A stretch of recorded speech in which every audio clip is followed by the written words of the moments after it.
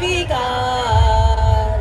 जय हनुमान ज्ञान गुण सागर, जय कपीस तिहु लोक उजागर।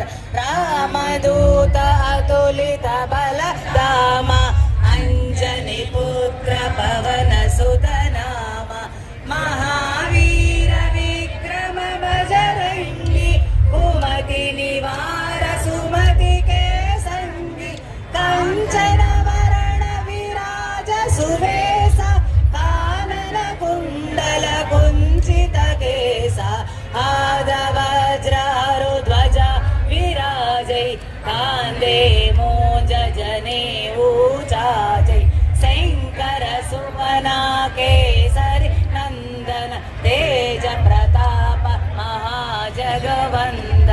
विद्यावान गुणी अति चातुर, राम काज करिवे को आतुर।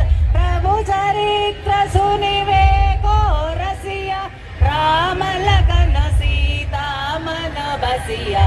सूक्ष्म रूप धरि सियहि दिखावा, विकट रूप धरि लंक जरावा। भीम रूप धरि असुर संहारे, रामचंद्र के काज सवारे। लाय सजीवन लखन जियाए, श्री रघुवीर हरषि उर लाए। रघुपति कीन्ही बहुत बड़ाई, कहा भरत सम तुम प्रिय भाई। सहस वदन तुमरो यस गावै, अस कहि श्रीपति कंठ लगावै। सनकादिक ब्रह्मादि मुनीसा, नारद सारद सहित अहिसा। यम कुबेर दिगपाल जहाते, कवि कोविद कहि सकै कहाते। तुम उपकार सुग्रीव ही कीन्हा, राम मिलाया राजपद दीना। तुमरो मंत्र विभीषण माना, लंकेश्वर भय सब जग जाना। युग सहस्त्र योजन पर भानु, लील्योताहि मधुर जानो। प्रभु मुद्रिका मिली मुख माहि, जलधि लांघे गए अचरज नाही।